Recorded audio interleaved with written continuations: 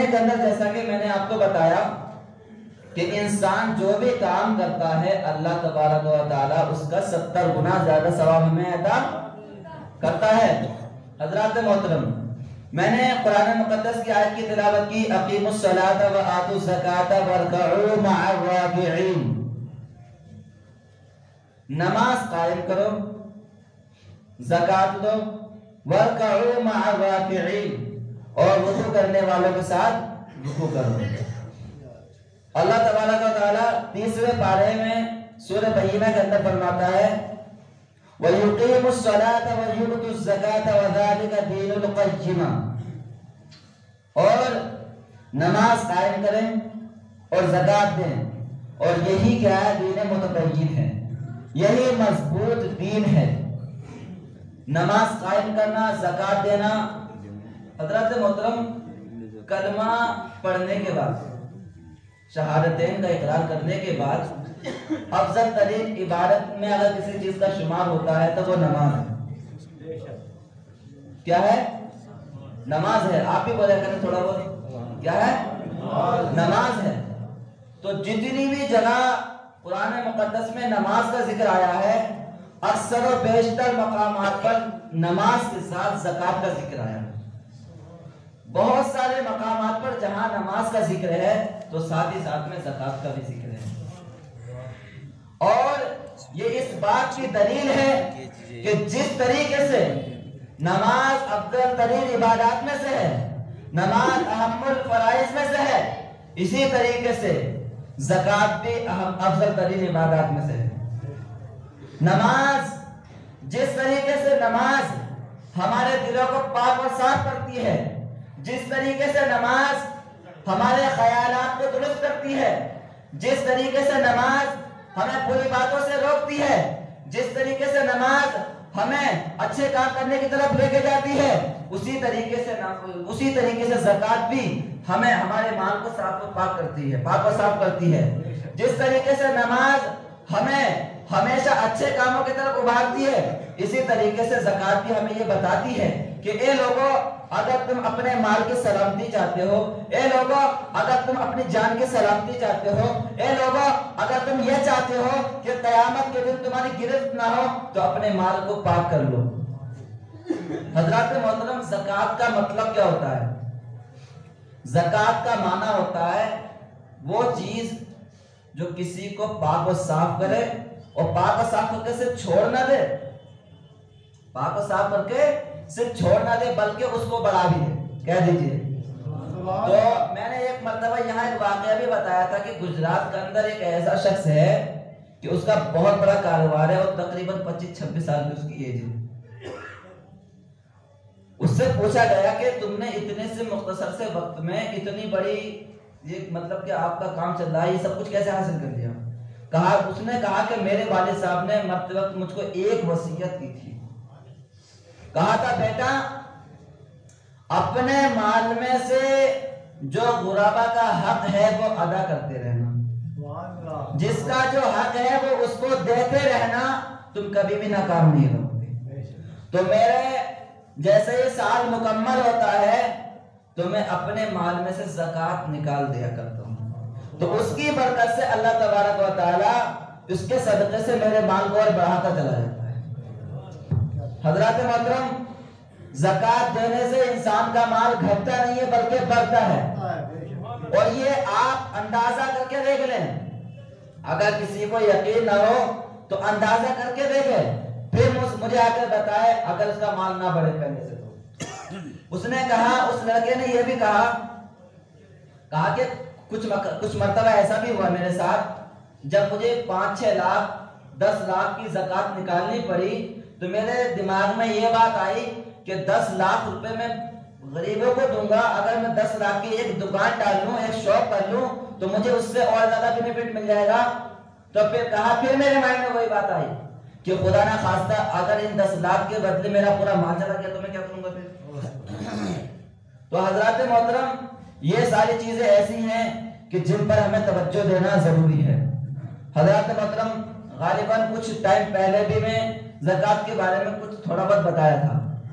زکات مال کے 40वें हिस्से में 1 हिस्सा होता है। मिसाल के तौर पर अगर किसी के पास 40 रुपए हैं तो उसमें 1 रुपया बनता है, 80 रुपए में 2 रुपए, 100 रुपए में 2.5 रुपए। ठीक है, तो हजरत मोहतरम अब मैं ये बता दूं ज़कात फर्ज कब होती है, ज़कात का देना कब जरूरी है, कब जरूरी नहीं है। देखिए कोई भी चीज वक्त से पहले हो तो वो मतलब क्या है, वो मकबूल उस दर्जे के एतबार से नहीं होती है। नमाज कोई वक्त से पहले पढ़े तो नमाज अदा होगी? नहीं होगी। जुमा का वक्त शुरू होने से पहले कोई जुमा पढ़ ले तो जुमा अदा नहीं होगा।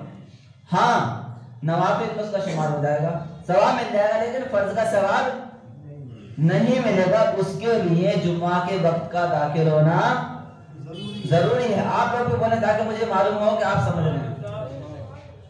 देखिए इस ज़कात का फर्ज होती है, आज 23 अप्रैल है। कितनी अप्रैल है? 23 अप्रैल है। मान लो मेरे पास इतना माल हो गया कि जितने माल में मैं 7.5 तोला सोना या 52.5 तोला चांदी खरीद सकता हूँ। मेरे पास ये चीजें हैं या फिर इतना माल है मेरे पास हाजत असलिया के अलावा। अब जैसे ही अगले साल की 2022 की 23 अप्रैल आएगी तो अब मुझ पर ज़कात फर्ज हो गई। क्या हो गई? मान लो आज मेरे पास माल रहा, बीच में माल खत्म हो गया, लेकिन 23 अप्रैल आने से पहले पहले मेरे पास माल आ गया, तब भी ज़कात फर्ज है। ये बात समझने की कोशिश कीजिएगा। 23 अप्रैल से पहले पहले मेरे पास माल वापस आ गया कहीं से कि मेरे पास इतना माल हो गया कि जिसमें 52.5 तोला चांदी या 7.5 तोला सोना खरीद सकते हैं, तो अब इस सूरत में भी ज़कात क्या हो जाएगी? क्या हो जाएगी? फर्ज हो जाएगी। हज़रात मोहतरम इतनी बात समझ लीजिए आप। तो आज एक चीज है, बड़ी तकलीफ होती है हमें। आज हमारे अंदर भी दूसरों की बहुत सारी चीजें आ रही हैं। पैसा निकालना हम अपने पास से बड़ा दुश्वार समझते हैं, और यही वजह है कि हम परेशान भी हैं। एक बात ये भी बताऊं आपको, बहुत सारे असबाब तो हैं, एक सबब ये भी है कि हम दीनी मामले में बहुत ही सुस्त हो गए, बहुत ही ज्यादा सुस्त हो गए। अब अगर हम चाहते हैं कि हमारा पहले वाला माहौल वापस आ जाए, अगर हम चाहते हैं कि जो इख्तिदार हमें पहले मिला था वो इख्तिदार हमें दोबारा से मिल जाए, तो उसके लिए हमें क्या जरूरी है? लक़द कान लकुम फी रसूलिल्लाहि उस्वतुन हसना। नबी करीम सल्लल्लाहु तआला अलैहि वसल्लम को अपने लिए क्या है? नमूने अमल बनाना पड़ेगा, सरकार को अपना आइडियल बनाना पड़ेगा। और सरकार सल्लल्लाहु तआला अलैहि वसल्लम को जैसे ही हम अपना आइडियल बनाएंगे, मगरिबी कल्चर से दूर हो जाएंगे, रुसूमे हुनूस से दूर हो जाएंगे, और दिगर जो रुसूमात बातिला हैं उनसे भी हम दूर हो जाएंगे। अब जाहिर सी बात है, मैं एक मिसाल दूं आपको। पहले जो घी पाया जाता था, सिर्फ एक तरह का घी पाया जाता था, असल जो घी होता पहले वही घी पाया जाता था। तो उस वक्त क्या देसी विलायती ये किस्में नहीं बनी थी। शुरू में जब घी पाया जाता था तो ये किस्में नहीं थी, जैसे कि आज बोलते हैं कि ये देसी घी है, ये विलायती घी है। उस वक्त ऐसा नहीं था। लेकिन जैसे ही उसकी एक किस्म दूसरी निकल के आई जो कि लोकल थी, तब कहा गया ये देसी है, ये विलायती है। समझ रहे मेरी बात? इस विलायती घी ने आते ही देसी घी को अलग कर दिया। आज हमारी हालत क्या है? घी तो है, लेकिन अब ये देखो इस घी के अंदर मिलावट कितनी आ गई है। असल घी कहां गया पता नहीं चलता। जिस तरीके से लोग वैसे घी बेचते हैं तो उसमें बहुत सारी चीजें मिला देते हैं घी को ज्यादा करने के लिए। आज असल घी को मालूम करना, जिस तरीके असल शहद भी आज मुश्किल से मिलता है, असल घी भी आज मुश्किल से मिलता है, इसी तरीके से आज हमारी हालत हो गई है कि असल मुसलमान, बिल्कुल प्योर मुसलमान अगर ढूंढे तो बमुश्किल मिलता है। मुसलमान तो मिलता है, लेकिन कामिल मुसलमान और ऐसे मुसलमान बहुत कम मिलते हैं। हजरत मोहतरम, اپنے آپ کو بالکل کامل مومن بنائیے، اپنے آپ کو ایسا بنائیے کہ دیکھنے والا دیکھ کر کہنے لگے کہ دیکھو یہ غلام رسول جا رہا ہے، یہ غلام خواجہ جا رہا ہے، یہ غلام غوث جا رہا ہے، یہ غلام احمد رضا جا رہا ہے۔ حضرات محترم، اس کے لیے ہمیں کرنا کیا پڑے گا؟ اپنے نبی کو آئیڈیل بنانا پڑے گا، ہمیں دوسرے کی پیروی چھوڑنی پڑے گی حضرات محترم، تب جا کر یہ ہو سکے گا۔ حضرات محترم، اگر آج ہم نے زکوٰۃ ادا نہیں کی، اگر ہم نے دنیا سے جانے سے پہلے زکوٰۃ ادا نہیں کی، تو یاد رکھنا مسلمانوں، کل قیامت کا دن ہوگا 50,000 سال کا دن۔ کتنے سال کا دن؟ 50,000 سال کا دن۔ اور یہ دن سخت بھی انہی لوگوں کو لگے گا، یہ دن سخت بھی انہی لوگوں کو لگے گا جو گنہگار ہوں گے، جو عصیاں شعار ہوں گے، اور جو گنہگار نہیں ہوگا اس کو پتہ بھی نہیں چلے گا کیسے کہ 50,000 سال دن ایسے ہی کٹ جائیں گے۔ لیکن ہم جیسے گنہگاروں کے لیے وہ دن بڑا سخت دن ہوگا۔ حضرات محترم، یہی زکوٰۃ کل قیامت کے دن کھڑی ہو جائے گی اور ہمارے لیے رسوائی کا سبب بن جائے گی۔ یہی مال جس سے آج ہم محبت کرتے ہیں، یہی مال جس کی محبت میں ہم اس طریقے سے ڈوب چکے ہیں، جس کی محبت میں اس طریقے سے مستغرق ہو چکے ہیں کہ ہمیں معلوم ہی نہیں پڑتا ہمارا پڑوسی مطلب کیا بھوکا سو رہا ہے اور ہم آرام سے کھا پی کر سو رہے ہیں۔ حق جس کا تھا ہم نے اس کا حق ادا نہیں کیا، تو وہی حق کل قیامت کے دن خداوند قدوس سے کہے گا مولا مجھ کو اس نے ادا نہیں کیا، تو پتہ ہے کیا ہوگا اس ٹائم تو ایک نیکی کی بھی ضرورت پڑتی ہے نا، قیامت کے دن ایک نیکی کی بھی ضرورت پڑتی ہے، اور کوئی ہمارے خلاف کھڑا ہو جائے وہاں تو ہمارے لیے اور مصیبت کا سامان مہیا ہو جائے گا، تو وہی زکوٰۃ کا مال ہمارے پر لاد دیا جائے گا، مختلف صورتوں میں مال ہمارے پر لاد دیا جائے گا۔ قیامت کا دن ہے، ویسے بھی سوا نیزے پہ سورج ہے، اس کی تپش الگ، انسان اپنے اپنے اعمال کے اعتبار سے پسینے میں مستغرق، کوئی غوطہ لگا رہا ہے، کسی کے یہاں تک پسینہ، کسی کے یہاں تک پسینہ، کسی کے یہاں تک پسینہ، کسی کے سر سے اونچا پسینہ، اوپر سے سامان لاد دیا جائے، وہ بوجھ لاد دیا جائے، تو آپ سوچتے اس وقت کیا حال ہوگا ہمارا، اور پھر قبر میں جاتے ہی ہماری کیا حالت ہو جائے گی۔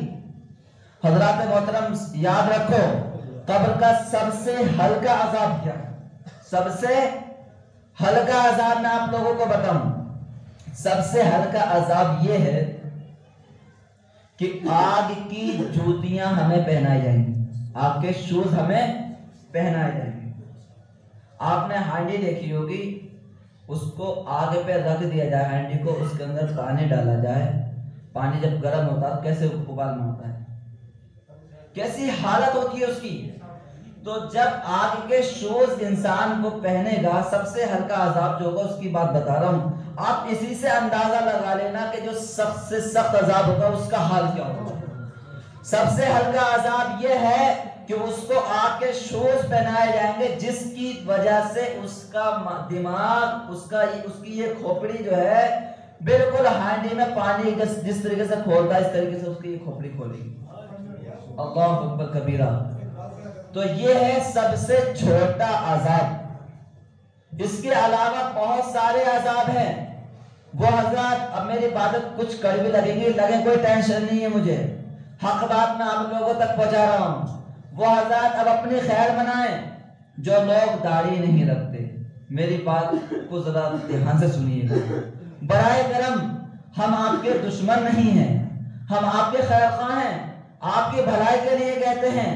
حضرات محترم، قبر کے اندر جیسے ہی آپ جائیں گے، کالے کالے بچھو، کالے کالے بچھو ہمارے چہرے پر لپٹ جائیں گے، کالے کالے بچھو، اور ایسے بچھو کو جس کے ساتھ میں زہر کی تھیلی ہوں گی، وہ جیسے ڈنگ مارے گا، اس کے ڈستے ہی پوری تھیلی وہ زہر کی اس کے اندر پیوست ہو جائے گی، اور اس کی شدت اتنی سخت ہوگی کہ انسان تڑپتا رہے گا لیکن وہاں پر بالکل قرار نہیں ملے گا۔ آج اس دنیا کے اندر انسان کی کہیں درد ہو جاتا ہے تو زمین و آسمان اس کے لیے ایک ہو جاتے ہیں۔ اگر اس کا ہاتھ کاٹ لیا جائے تو بے چین اور بے قرار ہو جاتا ہے، اگر اس کے کوئی چیز جسم کے اندر بھونک دی جائے تب اس کو بہت ساری زیادہ پریشانیاں ہو جاتی ہیں۔ تو اے مسلمانوں سوچو، کل قیامت کا دن ہے، اسی طریقے سے قبر بھی ہے، قبر ہماری پہلی منزل ہے، قبر میں ہمارا کیا ہوگا، حشر میں ہمارا کیا ہوگا۔ اے مسلمانوں سوچو اور دین کی طرف آ جاؤ، سوچو اور دین کی طرف آ جاؤ۔ عذاب بہت سخت ہے، خدا کی پکڑ بہت سخت ہے۔ اے مسلمانوں، یہ مبارک مہینہ ہم کو دیا گیا، زکوٰۃ دے کر اپنا مال پاک و صاف کر لو، ورنہ یہی زکوٰۃ تمہارے لیے عذاب بن جائے گی۔ زکوٰۃ جس کا مطلب ہوتا ہے پاک و صاف کر کے بڑھانے والی، اب یہی زکوٰۃ جو پاک و صاف تم کو کر رہی تھی، یہی تمہیں جہنم میں لے جانے کا سبب بن جائے گی۔